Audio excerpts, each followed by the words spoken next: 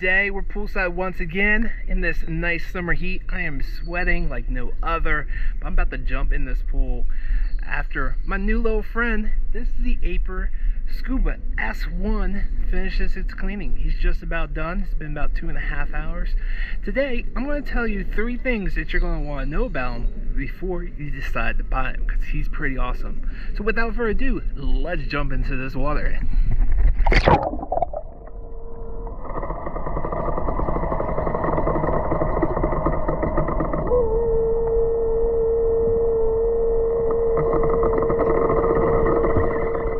Alright, first things first, I want to thank Aiper for sending this out to me for a full, honest review, but this is not sponsored in any other way. Now, the first thing that you need to know before you decide to buy this is that there's 4 different modes. Not including off, obviously. That would be a 5th mode if you consider it a mode at all. So the first mode is the auto mode. And you're probably going to be using that the most. That will actually run the robot on the wall up to the water line for 50% of the battery. And it'll just keep on going around to the batteries at 50%.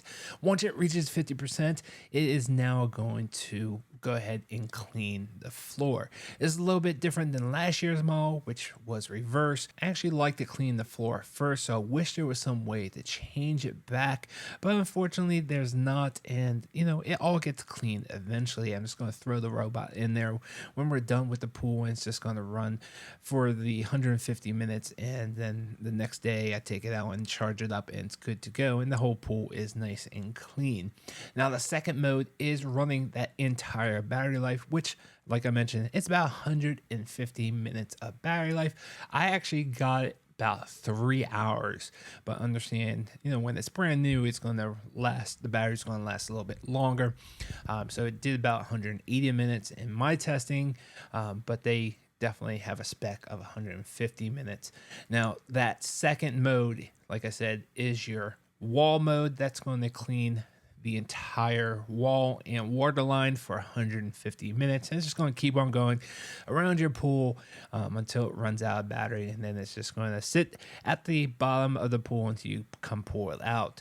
The third mode is when it's going to clean the bottom of the pool or the floor.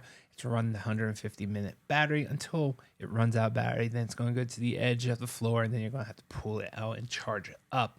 Now, new in the Scuba S1 this year is a 4th mode. This is the eco mode. I kind of call it vacation mode. So it's going to clean your floor for 45 minutes every 48 hours up to a week. So if you go away, you can put it in eco mode and kind of just do a little cleaning every other day, just to kind of pick up some of the stuff on the bottom, and then when you come back, there's less to clean. Now, the second thing that you're going to want to know is new this year, they have the tracks instead of the wheels. With these tracks, it's just going to make it a lot easier for the robot to maneuver over it. Plus, I noticed that it does a lot better on the steps. It's still not great on steps. It's not going to come above the pool line. So 2 of my steps here, you can see the water is kind of low. It only got to 2 of the steps. And because my steps are very narrow, it didn't really spend a lot of time on the steps. But this is still better than what it did when it had wheels. So definitely having the tracks is a huge plus in my opinion. But it could still do better on steps. And the third thing that you need to know is that this does an amazing job at cleaning. It uses what they call the Waypath Navigation 2.0. It's exactly the same as their previous models. They just renamed it. It kind of goes in a straight line. Sometimes it kind of deviates and kind of have a mind of its own, but it really cleans in a nice straight lines. So make sure that it gets most of your pool and it's not going to miss any areas. Obviously, everyone's pool is going to be a little different, and if there's something in the way, it's going to throw it off, might send it in a different direction.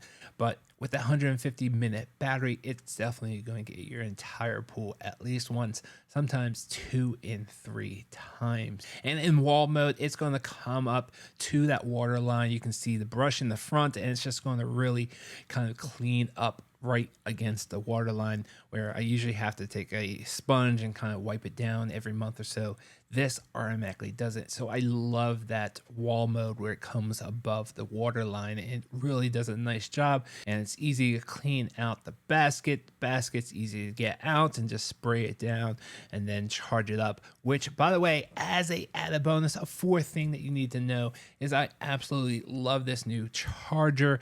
It's smaller, it's easier to use.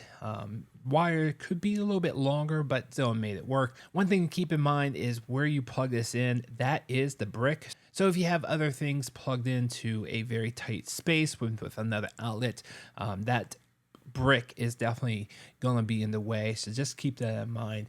But overall, definitely much better power charging solution. It's easy to plug into the robots. And like I said, this thing does an amazing job. I really like to see these improvements that Aiper has done this year. And I can see why it won a CES Innovation Award for 2024.